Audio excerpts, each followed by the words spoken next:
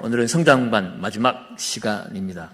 지난 시간에는 우리 주변에 있는 이단들이 어떤 것들이 있는가, 주요 이단들의 가르침들을 우리가 함께 공부를 하면서 우리가 어떻게 그들의 유혹에 넘어가지 않고 우리의 믿음을 지켜낼 수 있을까를 함께 생각을 하고 또 그들의 구원을 위해서 함께 기도했습니다.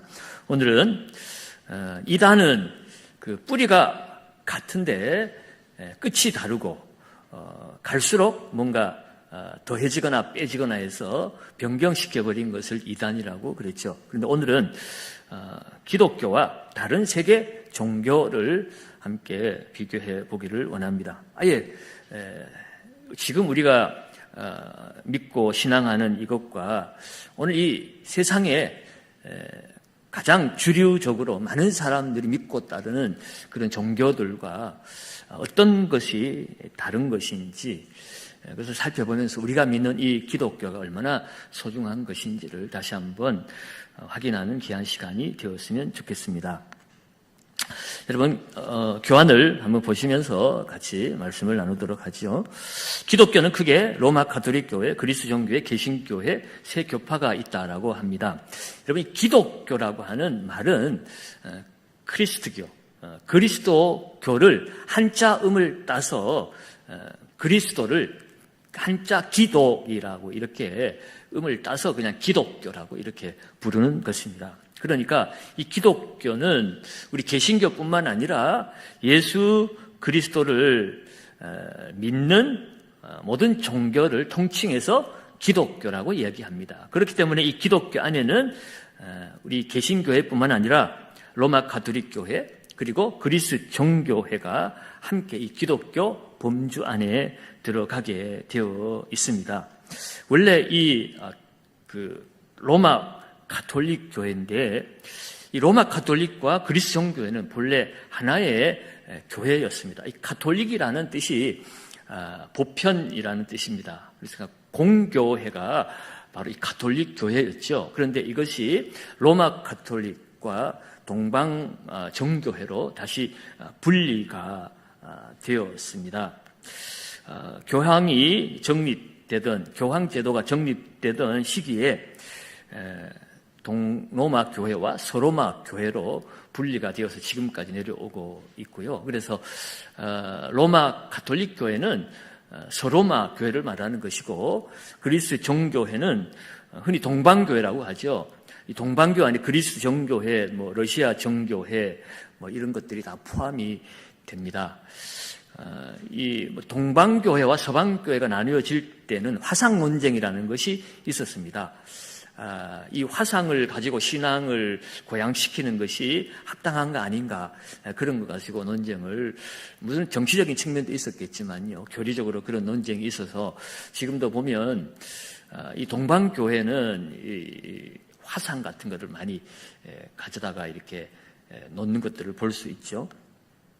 어쨌든 이 가톨릭 교회와 그리스 종교회가 원래 하나의 가톨릭 교회였다는 것이고 그렇다면 개신교는 어떤 것이었는가? 우리 잘 아는 것처럼 개신교는 종교개혁 시기에 루터라고 하는 신부가 중세시대에 부패한 이 가톨릭 교회를 개혁하겠다고 나선 것이 시초가 되어서 그 외에 켈빈이나 쯔빙글리 같은 사람들 이런 사람들을 통해서 개신교가 탄생이 되었습니다. 그래서 개신교를 우리가 프로테스탄트 이렇게 영어로는 표현을 합니다. 이 프로테스탄트는 저항 세력이다 이런 뜻입니다.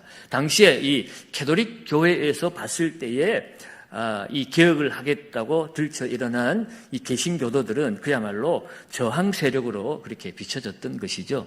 그래서 그것이 이 프로테스탄트로 지금까지 내려오고 있고 우리가 속한 이 개신교의 범주 안에 들어가게 되어 있습니다. 그런데 안타깝게도 이 개신교 안에도 이 프로테스탄트 안에도 여러 교파들이 나누어진 것을 볼 수가 있습니다. 그 안에 보면 장로교 있고요, 성공회가 있고요, 감리교가 있고요, 침례교, 루터교, 성결교, 오순절교 등 작은 교파들로 많이 나누어져 있습니다. 이렇게 개신교 안에도 많은 교파들이 나누어진 그 이유들은 여러 가지입니다. 뭐 세례를 주는 방법을 가지고 침례, 우리는 그냥 물속에 들어갔다 나오는 침례를 고수한다. 그래서 침례교가 일반적인 이런 뭐 장로교나 이런 감리교나 이런 것들과의 차이가 이루어지고, 이 정치적인 제도에 따라서 우리는 감독제를 하겠다 뭐 이렇게 했을 때 이 감독제를 지향하는 것이 감리교고, 장로교는 의회주의를 지향하는 정치 제도를 가진 것이 뭐 장로교이고, 또 성결교는 거룩을 중요시하는 그런 것입니다. 그리고 오순절교는 이런 은사 같은 것, 신비적인 이런 신앙들, 그들을 추구하는 그런 어떤 교리적인 신앙적인 차이로 교단이 갈려지기도 하지요.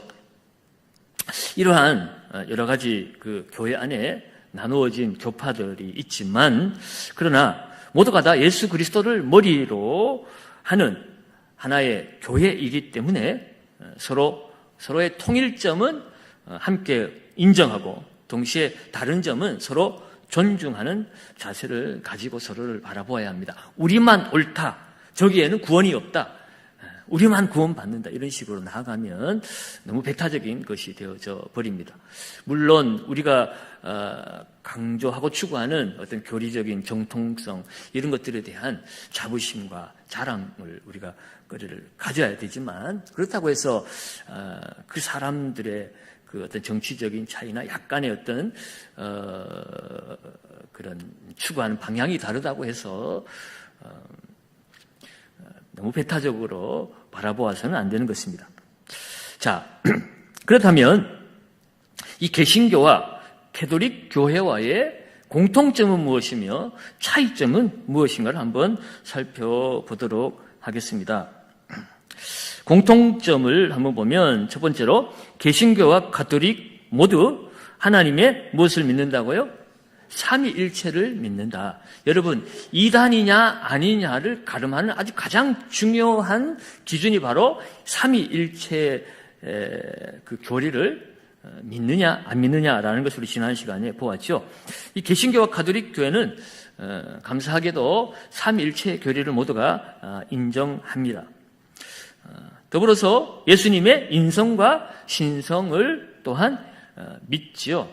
예수가 곧 하나님이심을, 성자 하나님, 하나님의 그 권능과 영광이 동일하신 하나님으로 우리가 믿고 있기 때문에 예수님의 하나님 되심을 믿음과 동시에 또한 우리를 위해 이 땅에 오신 사람으로서의, 그리스도로서의 예수님의 인성 또한 믿고 있습니다. 세 번째로는 죄인의 구원은 예수 그리스도를 통해서만 가능하다는 것을 믿는 것도 일치합니다.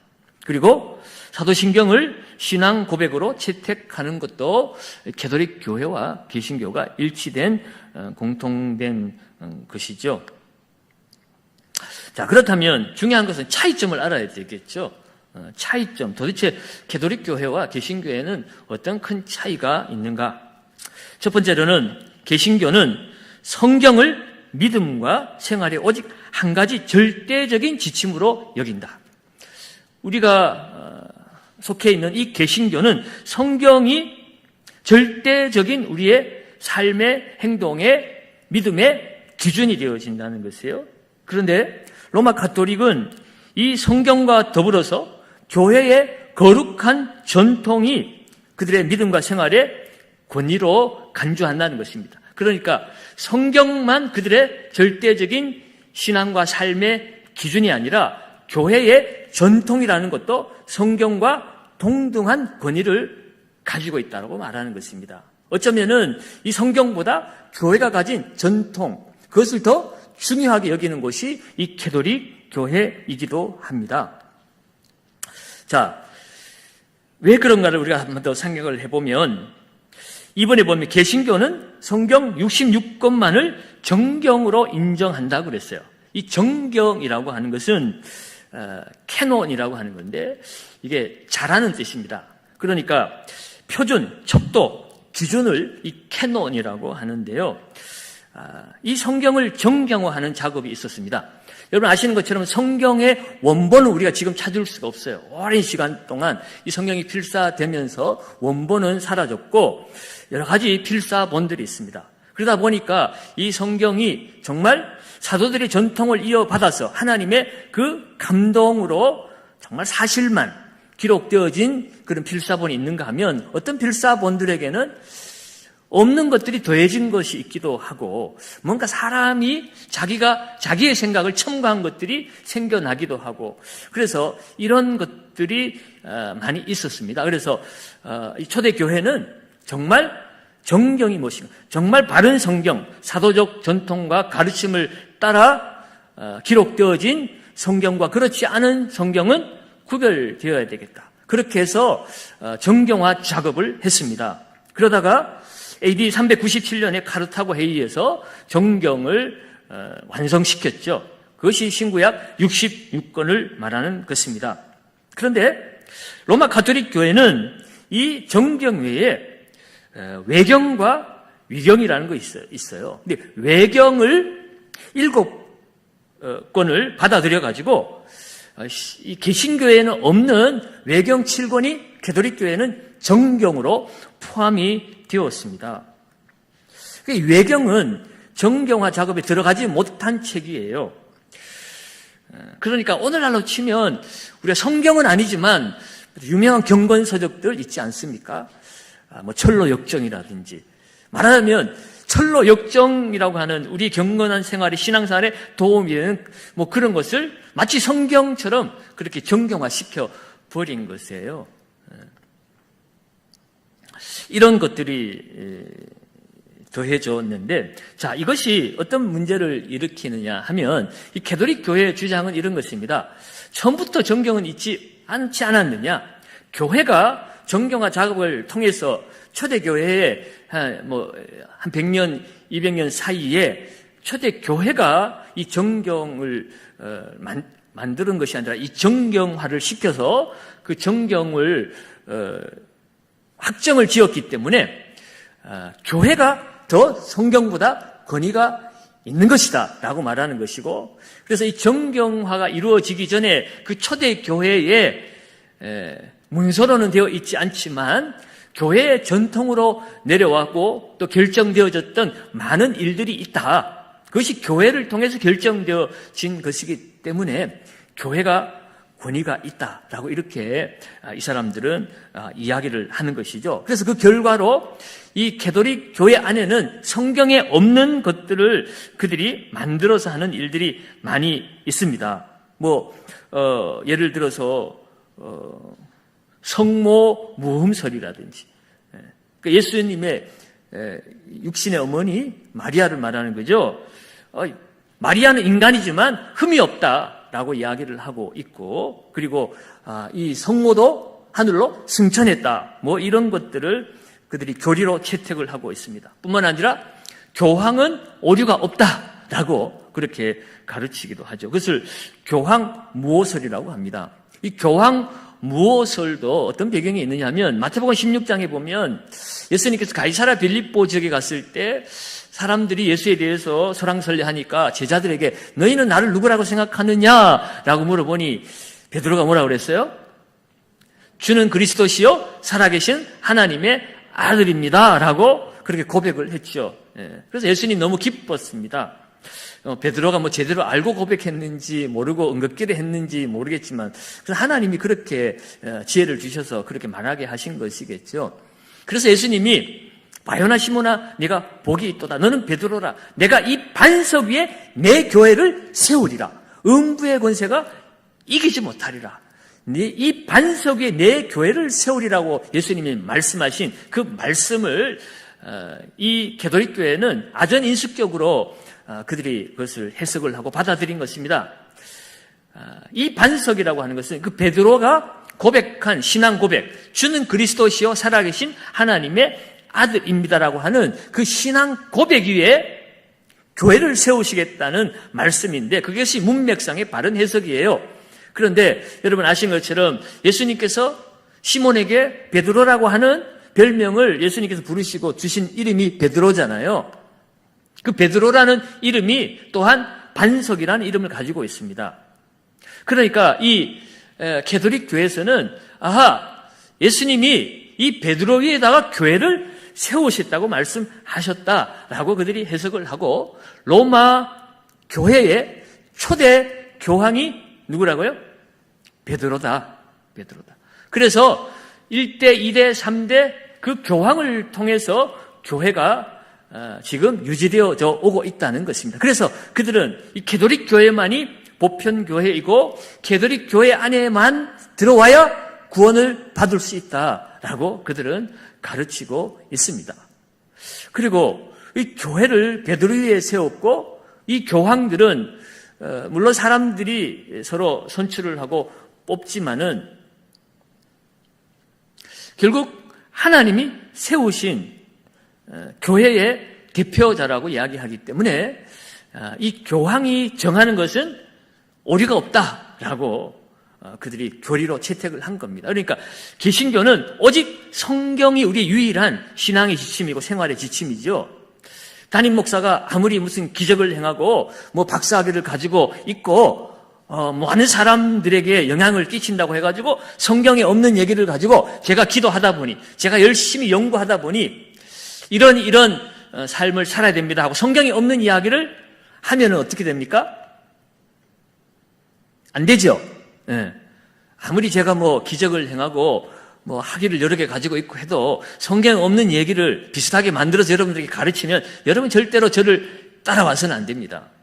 그게 이단입니다. 다른 게 이단이 아니잖아요. 지난 시간에 배웠잖아. 성경에 없는 것을 더하거나 있는 것을 빼버리거나 자기 입맛 따라 나한테 필요한 성경만 취하고 나를 좀 거북하게 하는 성경은 모른 척하고 가르치지 않고, 이거는 이단이에요.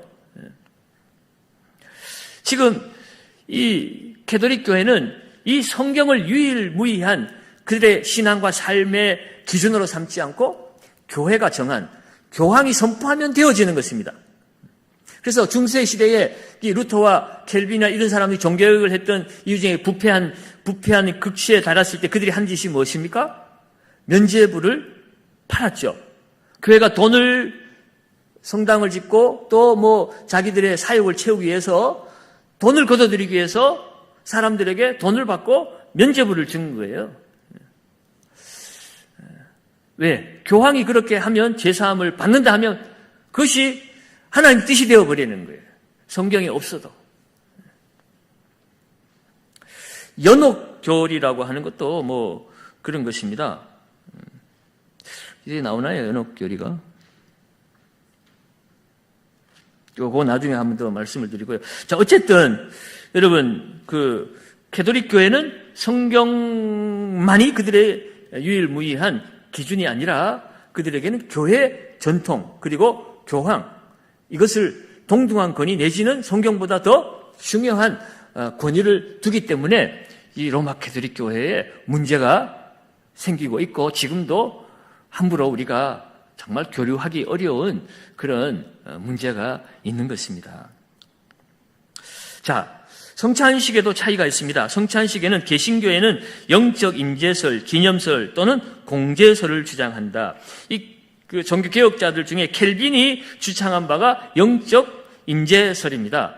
성찬식을 할 때에 성령께서 역사하셔서 하나님께서 성령을 통해서 이 성찬하는 그 성찬의 자리에 임재하신다라고 가르치는 것이 영적 임재설이고, 기념설은 쩌빙글리라고 하는 종교개혁자가 가르친 것인데, 이 성찬식은 하나의 그냥 기념일 뿐이다. 그냥 기념하는 것이지 여기에 뭐 그리스도가 임재한다거나 그런 일은 없다라고 가르치는 것이 기념설이고, 공제설은 루터가 가르친 것인데요. 예수께서 그 빵이나 이 포도주 이것과 함께 그곳에 임재하신다는 것이에요. 그것이 어떤 물리적으로 화학적으로 뭔가 변화를 일으켜서 변화가 되어진다는 것이 아니라 예수님이 몸으로 그 자리에 함께 임하신다. 이것이 공제설이고요. 이거 여러분 구체적으로 굳이 알아야 될 필요는 없는 거지만 그래도 이런 것이 있다는 것을 알면 좋겠습니다. 캐톨릭 교회에서는 화채설을 주장을 합니다. 화채설은 뭐냐면 우리 성찬식 때 먹는 떡과 포도주가 먹는 순간에, 마시는 순간에 실제로 그 포도주는 피로 변하고 그 떡은 그리스도의 몸으로 변화가 되어진다. 이렇게 가르치는 것이 화채설입니다. 그런 차이가 있다는 것을 한번 알아두시면 좋을 것 같고요. 중요한 사실은 4번입니다. 개신교는 무엇으로 구원을 받는다고 주장해요? 오직 믿음으로. 우리가 구원을 받는 일에 다른 조건은 필요 없습니다. 오직 예수 그리스도가 날 위해 죽으시고 부활하셨다는 사실. 내 죄로부터 나를 구원하실 분은 오직 하나님의 아들이신 예수밖에 없다는 사실. 그것을 인정하고 예수를 믿는 믿음으로만 우리가 구원을 받는다고 주장을 하는 것이 우리 개신교입니다. 그런데 가톨릭의 구원과는 다릅니다. 그들은 믿음으로 구원이 시작되어지지만 그러나 선행으로 구원은 완성되어야 한다라고 이야기를 합니다. 그리고 가톨릭 교회를 통해서만 완전한 구원이 있다고 주장을 하지요.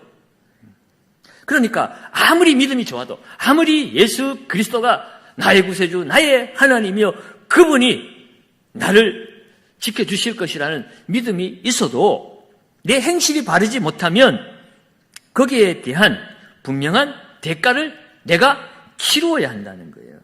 그러고 나서 천국에 갈 수 있는 길이 열린다고 하죠. 이것에 대한 대표적인 교리가 바로 천주교의 이 가톨릭교의 연옥교리입니다. 연옥이라는 소리 들어보셨어요? 네. 사람이 죽어서 바로 천당 가는 것이 아니고 연옥이라는 곳에 잠시 머무르는 것입니다. 거기에서 연단을 받아야 하는 거예요. 거기에서 충분한 그 죄의 대가를 치르고 연단을 받은 이후에 이제 거룩하게 되었다. 이제 그 죄가 이제 좀 사해졌다라고 되었을 때 한 단계 거쳐서 이제 천당에 보내지는 것. 그것이 바로 연옥교리입니다. 그러니까 이들의 이 연옥교리의 탄생 배경에는 아마도 그런 것이 있는 것 같아요. 여러분, 예수를 믿지 않는데 되게 착한 사람들이 있죠. 이 사람이 천국 가야지. 저 교회 다니는 저 김 목사, 목사라고 맨날 떠들고 다니지만 저거 생각하는 거나 하는 행동 보면 저기 천국 가면 이거 말이 안 되지 않아? 여러분, 그런 생각할 때 있지 않아요? 그런데 우리 옆집에 있는 이 할아버지는 교회는 안 다니지만 예수는 모르는데 얼마나 마음씨도 좋고 착하고 구제도 많이 하고 이웃을 사랑하고 천국이 있다면 이런 사람이 가야지. 어떻게 저 못된 김 목사가 천국 간단 말이야. 말이 됩니까? 안 됩니까? 안 돼요. 솔직하게 우리 얘기하십시다. 우리 그런 생각 할 때 있잖아요. 할 때 있잖아요.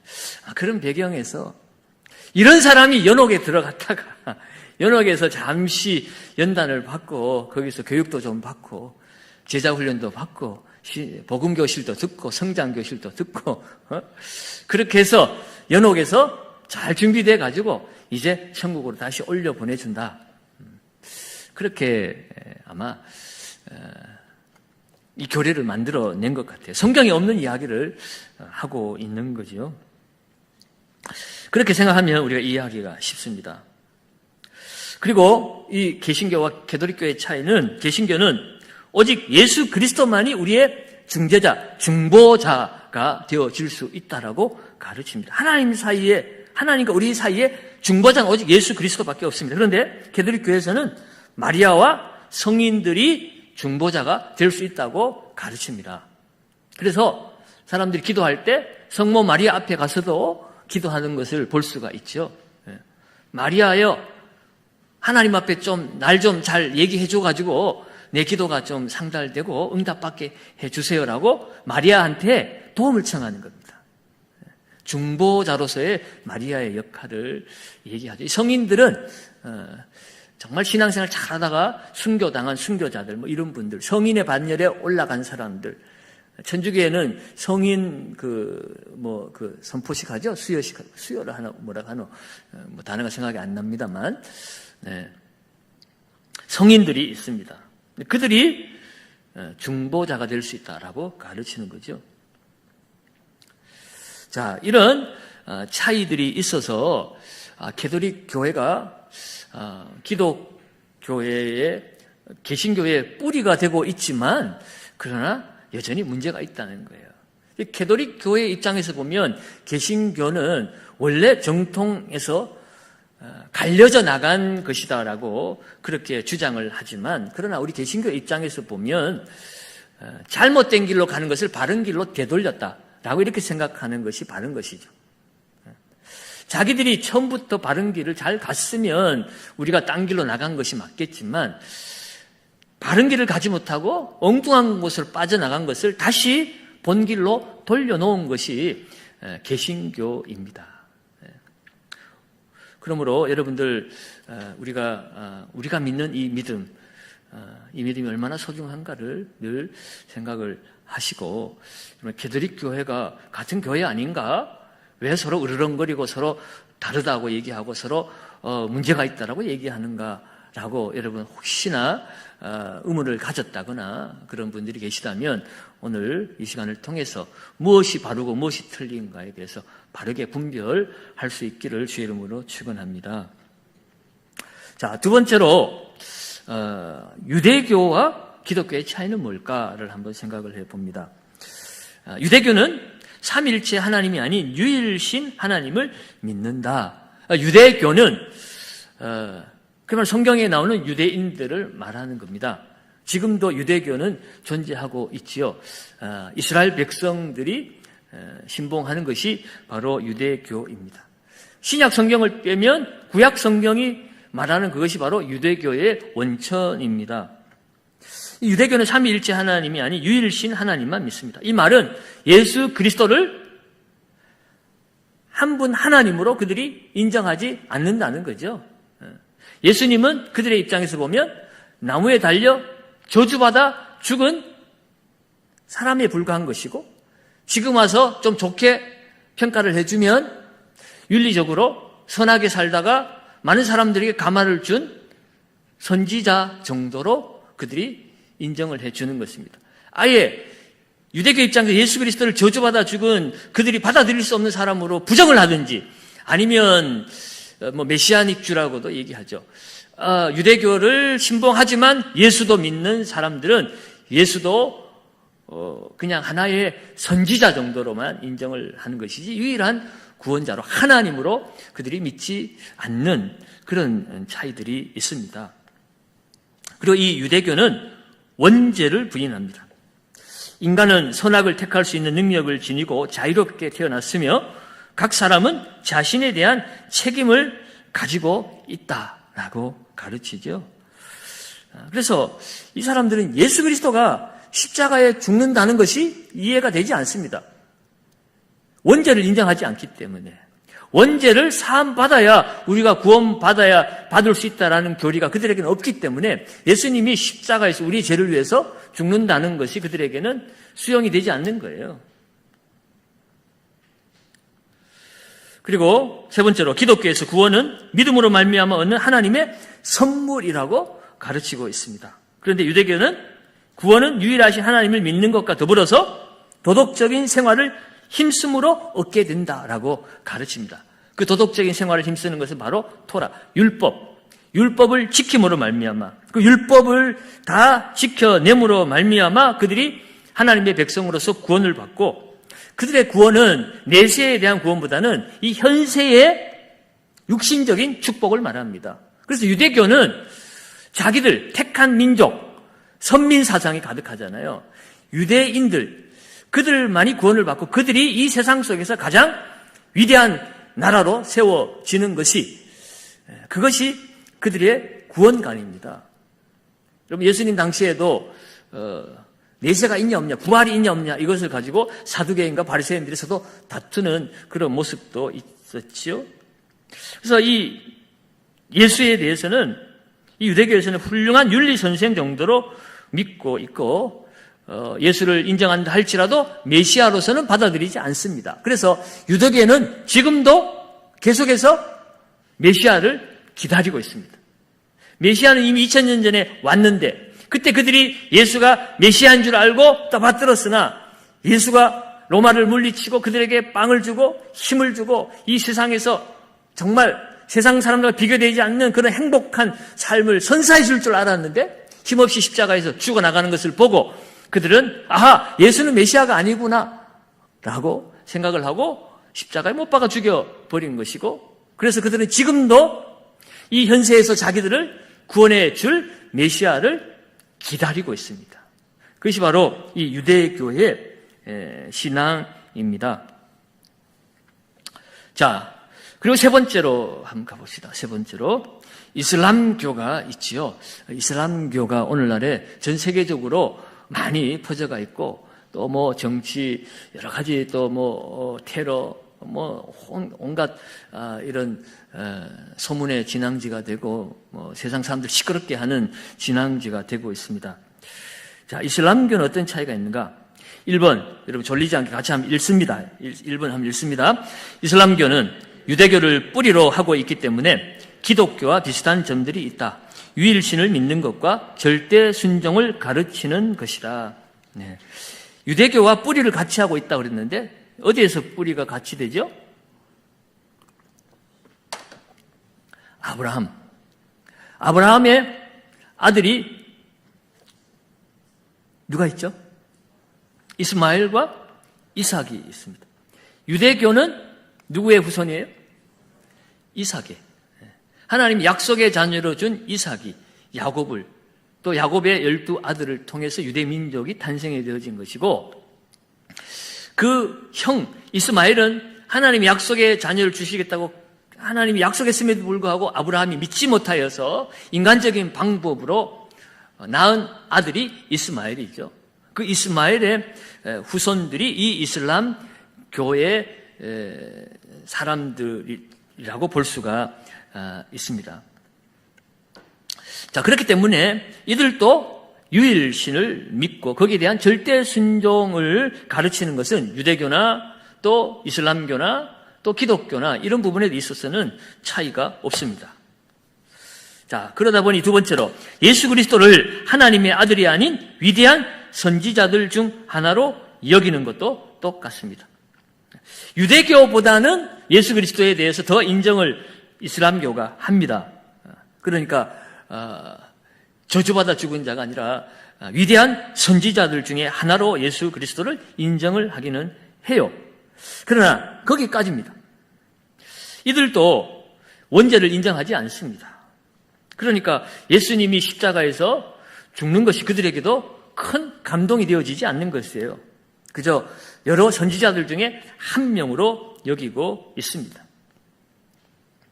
자, 3번은 아까 얘기했습니다. 아브라함을 그들의 믿음의 조상으로 여기고 그 아들 이스마엘이 적법한 후손이라고 여기고 있습니다. 그러니까 장자가 이스마엘이라는 거죠. 모든 가게는 장자를 통해 흘러가잖아요. 그죠? 그러나 영적인 장자가 있고 육적인 장자가 있는데 이들은 그냥 육신적으로 이스마엘이 형이었기 때문에 하나님의 위대한 역사가 자기들을 통해서 흘러간다고 믿고 있습니다. 그래서 그들은 4번이 아주 중요하죠. 4번을 같이 읽습니다.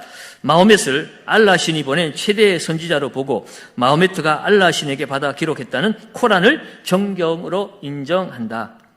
이 마호멧은 무함마드라고도 부르기도 합니다. 이 마호멧은 가장 베스트의 선지자로 여기는 것입니다. 가장 마지막 선지자로 그들이 인정을 하고, 하나님은 이 마호멧에게 하나님이 계시를 주셔가지고 하나님 말씀을 하셨는데 그 계시의 내용을 기록한 것이 바로 코란이라는 것입니다. 말하자면 이슬람교의 성경과도 같은 것이에요. 그 뭐 꾸란이라고도 이렇게 말을 하기도 하는데요. 그래서 이 이슬람교에서 말하는 알라는 뭐 유대교에서 말하는 여호와 같은 거죠. 기독교에서 말하는 하나님, 그 유일하신 하나님을 그들은 이야기를 합니다. 물론 삼위일체 하나님과는 다른 그 하나님으로 그들이 신봉을 하는데, 그 하나님이 마호멧에게 계시를 내린 것이 바로 이 코란이고, 그 코란이 그들의 정경이 되어져 있고, 그들의 신앙은 이 코란이 말하는 바를 철저하게 지키며 살아감으로 말미암아 그들이 구원을 받는다라고 그들이 가르치고 있는 것입니다. 그러니까 이 이슬람교도 결국은 이 유대교와 마찬가지로 인간의 선행과 공로를 통해서 구원을 받는다고 가르치는 것입니다. 그 쿠란에 기록되어진 법이 있습니다. 뭐 샤리아법이라고도 해요. 그 법을 철저하게 지켜야만이 구원을 받을 수 있다라고 이야기합니다. 그러니까 행위를 강조하는 종교입니다. 그래서 이 무슬림들, 이 이슬람 교회 신자들을 무슬림이라고 그래요. 우리가 그리스도인이라고 말하는 것처럼 이슬람 교도들을 무슬림이라고 하는데, 이 무슬림들이 행해야 될 5가지 의무가 있습니다. 그것은 신앙 고백과 기도와 구제와 금식이고, 한 가지 낯선 것은 성지순례입니다. 성지순례. 그들이 이 신앙 고백, 기도, 구제, 금식, 성지순례를 통해서 그들이 구원을 받을 수 있다라고 얘기합니다. 그래서 여러분 그 뉴스나 보도 보면 그 사우디아라비아의 그 메카라고 하는 곳에 그 성지거든요. 거기 성지순례 할 때 보면 뭐 거기 인산인해를 이루죠. 그 성지순례를 하는 것은 그들이 천국을 가기 위한 그들의 하나의 행위, 신앙 중에 하나이기도 합니다. 그래서 그들의 신앙은 바로 이 샤리아법, 코란에서 말하는 법을 철저하게 지키는 것이고, 이 이슬람을 거부하는 것과 싸워 나가는 것이, 그것을 이슬람교를 지켜내는 것이 그들이 천국 가기 위한 그들의 어떤 신앙의 중요한 행위로 그렇게 간주하고 있어요. 그래서 전 세계를 이슬람화 시켜야 되는 것, 그것이 그 꾸란의 가르침입니다. 그래서 그런 말 들어보셨죠? 한 손에는 코란, 한 손에는 칼. 이슬람을 믿든지 아니면 죽든지, 이것이 아주 무지막지한 이 이슬람 교회의 그 가르침입니다. 그래서 그 이슬람 교가 국교가 되어 있는 나라들 가면 그야말로 정말 무지막지하게 사람들을 그 율법으로 다스리는 것을 우리가 보게 되지요. 이 코란에 의한 구원가는 재밌는 것들이 이 4가지가 있습니다. 첫째는 승명론에 근거한 알라의 일방적인 선택. 알라가 일방적으로 그들을 선택하면 구원받을 수 있다고 그들이 가르치고, 두 번째로는 선행을 많이 하면 천국 갈 수 있다고 가르치고 있습니다. 그리고 세 번째로 구원을 받을 수 있는 것은 앞서 말씀드린 것처럼 성지순례를 잘하면 구원을 받을 가능성이 있다라고 가르칩니다. 그리고 네 번째로 가르치는 것이 바로, 여러분 지하드라고 들어보셨죠? 이슬람을 위해서 싸우는 것을 지하드라고 그럽니다. 그래서 그것을 때로는 성전이라고 이야기도 합니다. 거룩한 전쟁이라는 거죠. 그래서 이 지하드에 참여했다가 죽는 것, 그것을 그들은 순교라고 합니다. 그렇게 하면 그들이 천국 갈 수 있는 말하자면 천국행 티켓이 주어지는 거예요.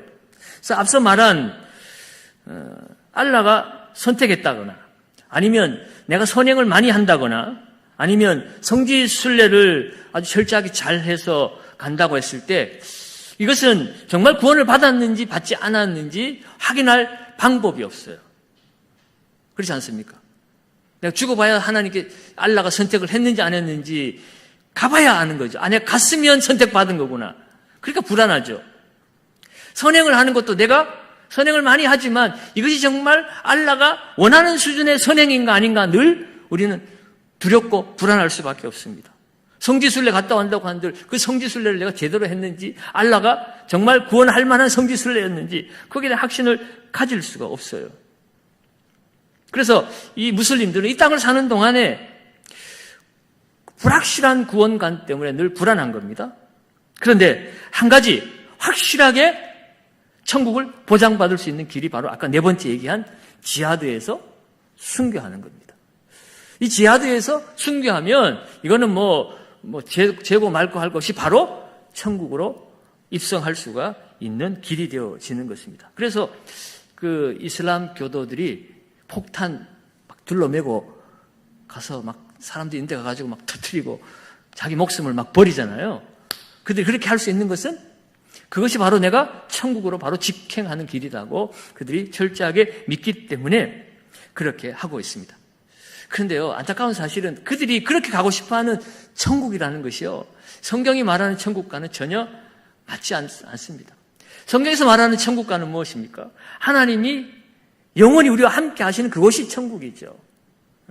하나님을 예배하면서 하나님과 함께하는 곳이 천국입니다. 물론 그 천국의 좋은 것을 우리에게 알려주시기 위해서 이 땅에 금은보화 우리가 너무 좋아하니까 천국에는 그런 것들이 가득하다라고 성경도 가르쳐 주기는 합니다만, 그런데 이 이슬람교, 이 코란에서 가르치는 천국과는요, 정말 이 완전 세속적인 그런 것을 이야기를 합니다. 그러니까 코란에서, 이슬람교에서 말하는 구원 천국은 코란에서 하지 말라고 하는 것을 다 할 수 있는 곳이 천국이에요. 그래서 그 코란에 묘사된 천국은 이 세상에서의 최고의 쾌락을 누리는 곳이 천국입니다. 어떻게 묘사되어 있냐면, 시원한 그늘 정원이 천국에는 있다고 얘기하고 있고요. 또 마르지 않는 4개의 강이 있는데, 생수 강이 있고 우유가 흐르는 강이 있고 술이 흐르는 강이 있고 꿀이 흐르는 강이 있다라고 얘기합니다. 그리고 세 번째는 재미있는 것이, 절대 취하지도 않고 두통이 없는 술이 있는 곳이 천국이다. 술 먹으면 취하고 머리 아프고 그러잖아요. 그런데 이 이슬람교에서 구원받아 천국 가면 거기에 술이 있는데, 그 술은 먹어도 머리도 안 아프고 취하지도 않는 술이 있는 곳이라고 가르칩니다. 그리고 침상에 누워서도 딸 수 있는 풍성한 과일들이 있다고 얘기합니다. 누워서도 따먹을 수 있는 과일들이 널려 있는 곳. 그리고 현세의 부자들이 누리는 기구들을 다 누리고 소년들에게 그렇게 봉사받는, 섬김받는 그런 곳이 천국이라고 얘기하고 있고, 가장 말도 안 되는 것은요, 모든 남성들에게는 72명의 처녀를 배우자로 주는 것이 천국이라고. 별로 감동을 안 하시.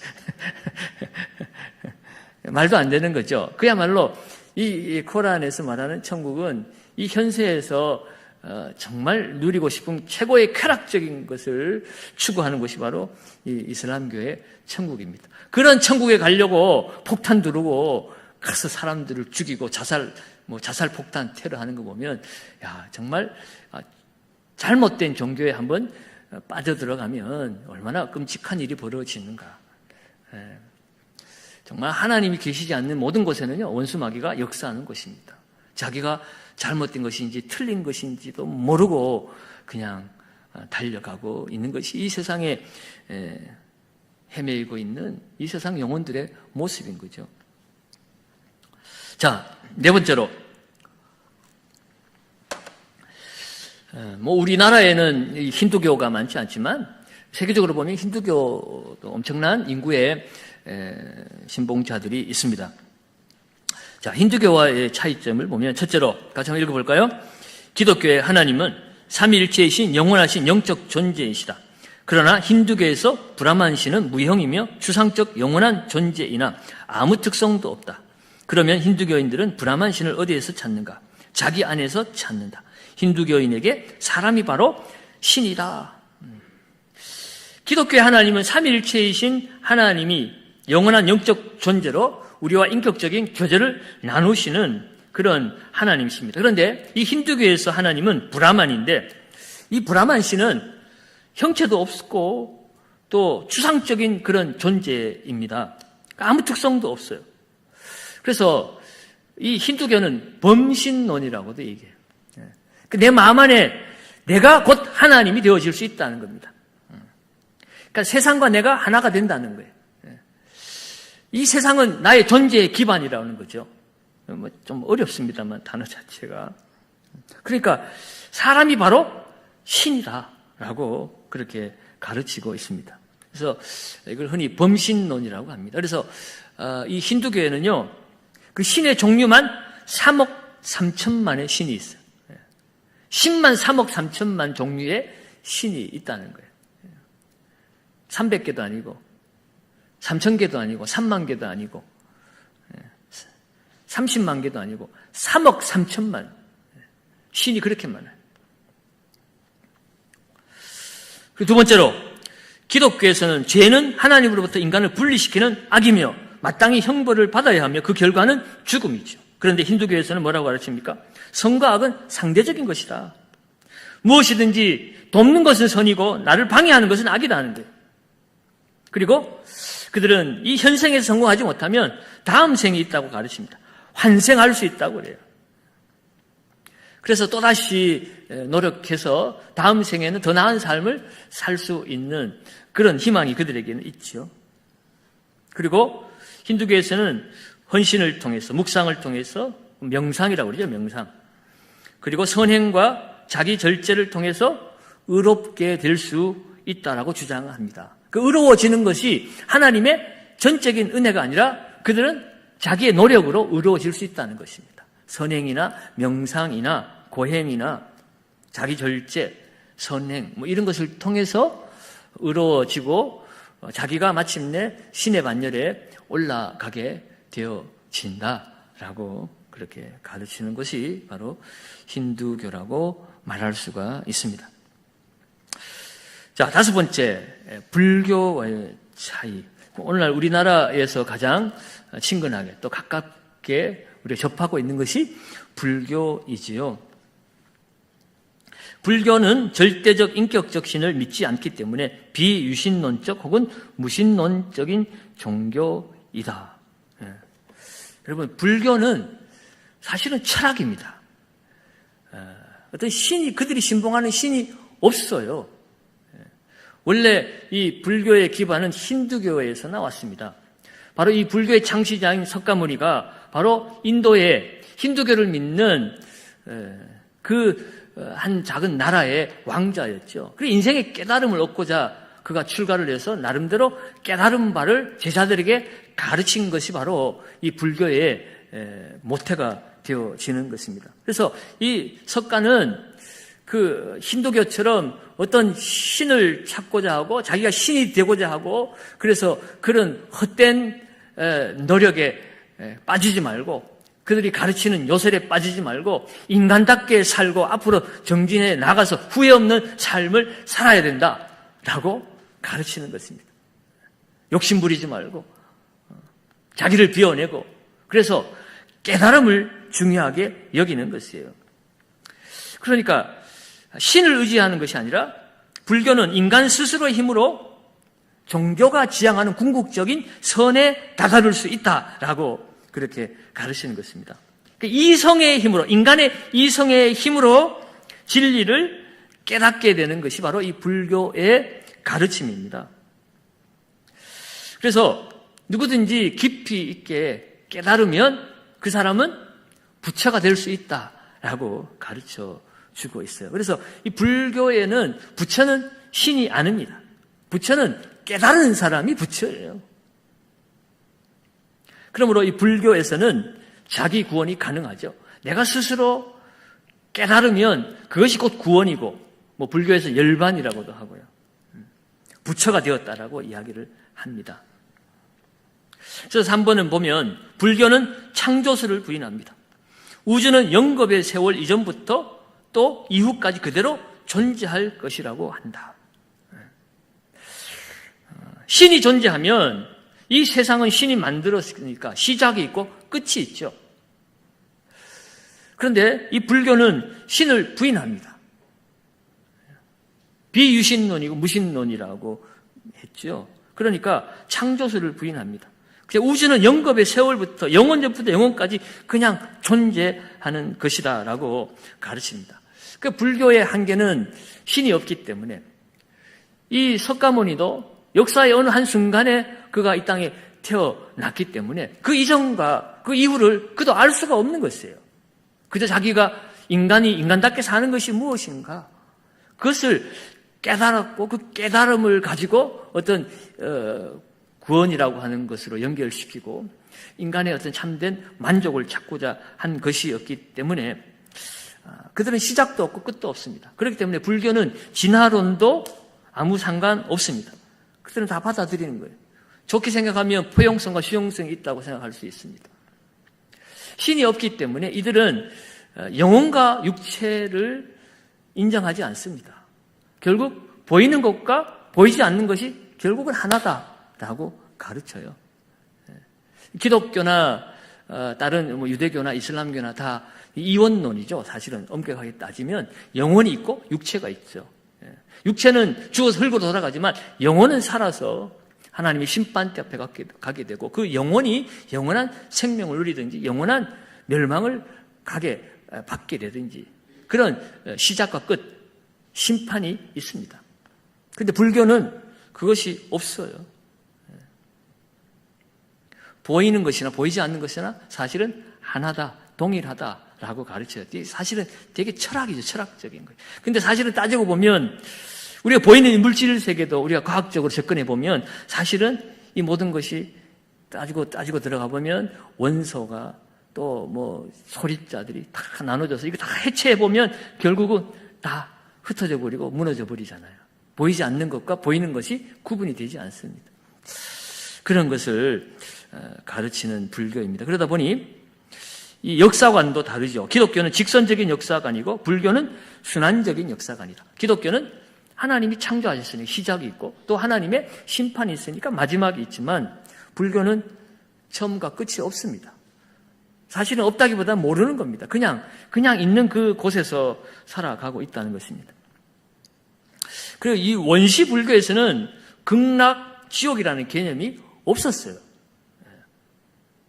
후대에 이 석가가 죽고 나서 추종자들이 기복신앙으로 바뀌어 버렸습니다. 그래서 불교도 대승불교, 소승불교라고 우리가 배웠잖아요. 그죠? 그래서 이 중국이나 이 동아시아 쪽으로 한국, 일본으로 펼쳐나온 것이 대승불교고 이 동남아 쪽으로 나아가는 것이 소승불교인데 소승불교는 거의 이 석가의 가르침을 웬만하면 그대로 다 보존해서 그쪽 방향으로 가고 이쪽 우리나라로 넘어온 대승불교는 그냥 이 뭐 토속 종교, 샤머니즘 이런 것과 막 섞여가지고 기복신앙이 되어버렸습니다. 이 극락이라는 개념, 교회는 천국 얘기하니까 야 교회만 천국이 있냐? 불교에도 절에 가도 천국이 있다. 그거 그냥 극락이라고 그래라고 말하지만 석가는 극락을 천국의 개념으로 얘기하지 않았습니다. 그냥 깨달음을 얘기한 거죠. 아마도 이 기독교 영향 때문에 극락과 지옥의 개념이 나온 것 같아요. 결론적으로 보면 불교는 무신론적인 관점에 기반을 두고 있고 힌두교는 범신론적인 관점으로 기반을 두고 있습니다. 그래서 이 세계의 메이저 종교들을 굳이 이렇게 나누어 보자면 유일신이냐 범신론이냐 무신론이냐 이 세 가지 유형으로 나누어 볼 수가 있습니다. 자, 결론적으로 기독교와 타종교의 중요한 차이점을 정리를 해보도록 하겠습니다. 첫째, 같이 읽습니다. 기독교의 인간관은 원죄론에 기초하고 타종교들은 인간에 대한 긍정적인 관점을 가진다. 네. 기독교는 인간은 죄인이라는 거예요. 원죄를 가지고 태어났습니다. 이 원죄가 해결되어지지 않으면 구원을 받을 수가 없는 것입니다. 그런데 이 세상 종교는 인간에 대해서 긍정적인 관점을 가지고 인간이 노력하면 얼마든지 스스로 구원을 이룰 수 있다라고 그렇게 가르치고 있죠. 둘째, 같이 읽습니다. 기독교의 구원과는 오직 은혜이지만 다른 종교들은 자력 구원이다. 같은 맥락입니다. 구원은 하나님의 은혜로 되어지는 것이 기독교의 가르침이고 다른 종교들은 인간 스스로가 노력해서 구원을 성취할 수 있다고 하는 자력 종교이다라는 것입니다. 마지막 세 번째로 같이 읽습니다. 기독교는 성경의 역사성을 중시하나 다른 종교들은 주관적인 깨달음을 강조한다. 네. 기독교는 성경을 중요하게 여깁니다. 성경의 역사성을 중시하고 그러나 다른 종교들은 주관적인 깨달음을 중요하게 생각한다는 것이에요.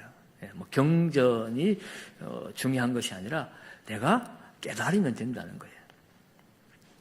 자, 이런 차이점들이 있다는 것들을 우리가 알고 다른 종교들을 우리가 이해를 하고 지나갔으면 좋겠습니다.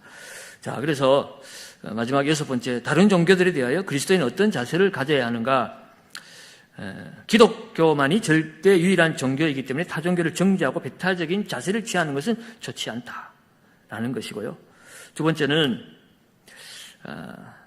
다른 종교들 속에 본질상 기독교적 요소가 내재하고 있다라고 하는 포용주의적인 관점으로 바라보는 것도 문제가 있습니다.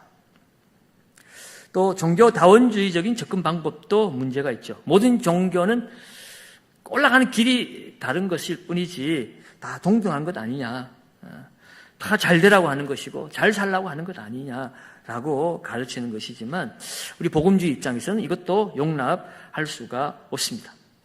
하나님은 타 종교와 비교되는 그런 많은 신들 중에 하나가 아닙니다. 유일무이하신 창조주이시고 우리의 구원주이시고 다시 오실 심판주이시기 때문에 그렇습니다. 그러므로 오늘 우리가 이 다른 종교들을 바라볼 때 어떤 관점으로 바라봐야 되는가? 작은 4번으로 기독교와 다른 종교들 간의 접촉점이 있음을 인정하는 성교적 접근 방법으로 이 다종교를 바라보아야 한다 하는 것입니다. 같이 한번 읽어볼까요? 다른 종교들은 시작. 다른 종교인들을 잠재적인 선교 대상으로 본다. 다른 종교들을 정죄하기 전에 먼저 그들을 이해하기 위해 노력하고 그러한 이해 과정에서 다른 종교들 간의 공통점을 찾아내는 것이다. 기독교와 타 종교들은 너무 다르기 때문에 대화를 위해서는 공통 기반이 필요하며 그 공통 기반인 접촉점을 찾아 접근하여 복음을 전하는 것이다. 이것이 그리스도인들이 취할 자세이다. 네.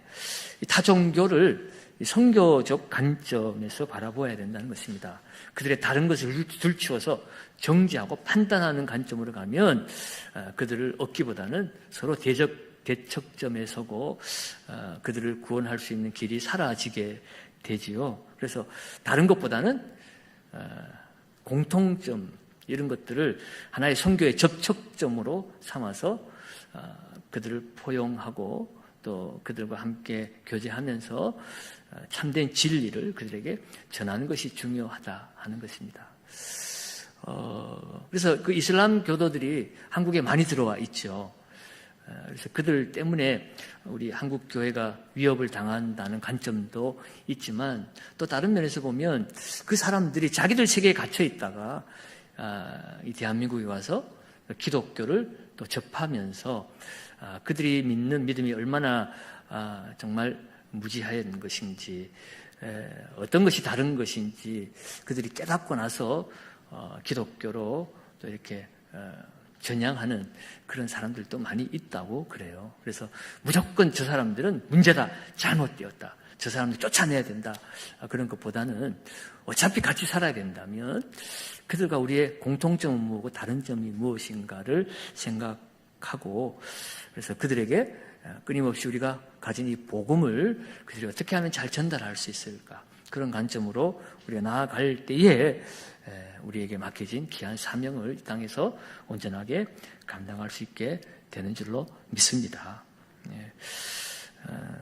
여러분들 이 시간이 메마른 시간일 수도 있고 또 어려운 시간이었을 수도 있습니다. 그러나 여러분 이런 기회라도 한번 다른 종교에 대해서 한번 더 깊이 한번 생각을 해 보시고 오늘 부족한 모습은 여러분들이 개인적으로 또 서적을 통해서든지 다른 시간들을 통해서 부족한 부분들은 채울 수 있기를 바라고 오늘 이 시간을 마무리하도록 하겠습니다.